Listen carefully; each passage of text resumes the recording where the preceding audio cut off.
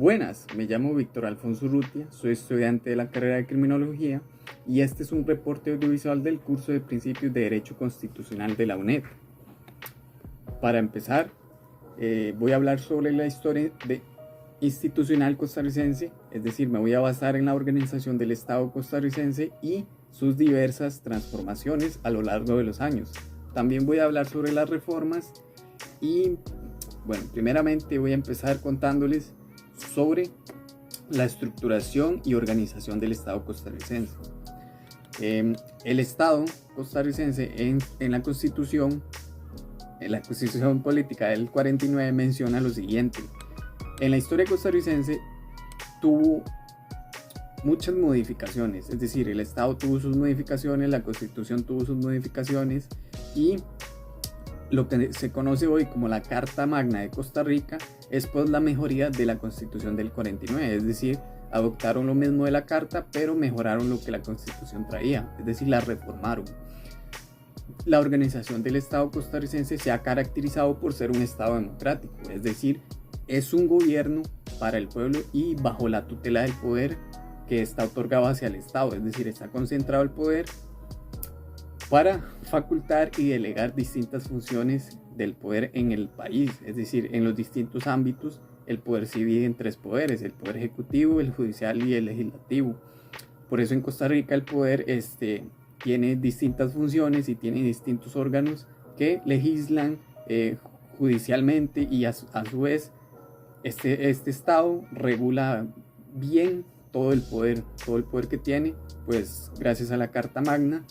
y a la organización que se le dio, esto ha funcionado en la política costarricense y en el Estado costarricense. Por eso cuando la Carta Magna menciona los dos artículos, el artículo 1 de la Carta Magna menciona que el país es un país democrático, es decir, que nosotros escogemos nuestros gobernantes, ¿sí? Y el segundo artículo dice que la soberanía solo decae en el país, es decir, en la nación. Que acá tenemos la libertad, tenemos el libre albedrío y también podemos escoger libremente, no tenemos que estar obligados ni sometidos a ello. Por eso la organización del Estado ha ido reformándose y ha tenido muchas innovaciones en lo que es la Constitución, que han habido leyes que han sido derogadas, otras han sido modificadas y hay otras que ya siguen vigentes aún después del 49. Continuando con la historia, hubo un momento histórico donde se narra en un documental, a modo documental, la historia de Juanito Mora. Quiero resaltar lo siguiente: en este documental se muestran muchos ejemplos de la historia costarricense, es decir, la perspectiva de vida y cómo era la cuestión antes, o sea, cómo era la vida antes. Esa realidad era distinta a la que hoy vivimos, es decir, porque las leyes eran distintas ahí. Al ser distintas y a la vez más viejas,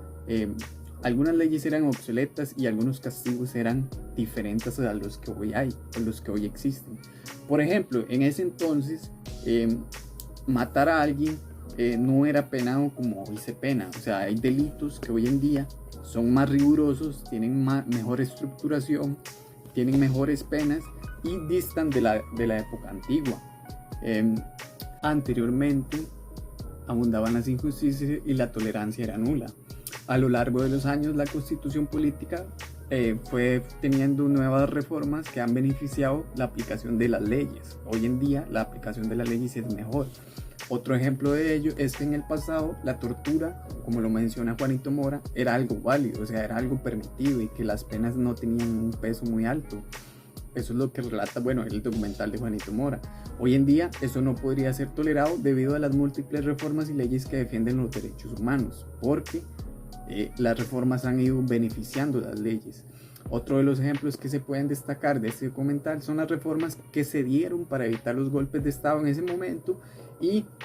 la relación de la posición social, que se mencionaba que los ricos, pues los que tenían más eran vistos de otra manera o había un desprecio, descontento por parte de la ciudadanía con aquellos que tenían una mejor posición social o una mejora de vida, una garantía de vida distinta a la que otros tenían. Reflexionando sobre el hecho de que es importante que el Poder Judicial continúe manteniendo su independencia en el poder del Estado, es indispensable, ya que el Poder Judicial regula el cumplimiento de las leyes, es decir, se encarga de que se cumpla la Constitución política y de que no se incumplan ninguna de las funciones otorgadas, es decir, que nadie se prorrogue funciones que no le corresponden. Tienen una gran responsabilidad, ya que en el Poder Ejecutivo descansa un gran poder, es una garantía, es un bienestar que le otorgan a la ciudadanía cuando se cumple todo correctamente, de manera eficaz. El Poder Ejecutivo está compuesto por la Corte Plena, la Presidencia de la Corte, la Presidencia de la Corte Suprema de Justicia, jueces, es decir, son un montón de órganos.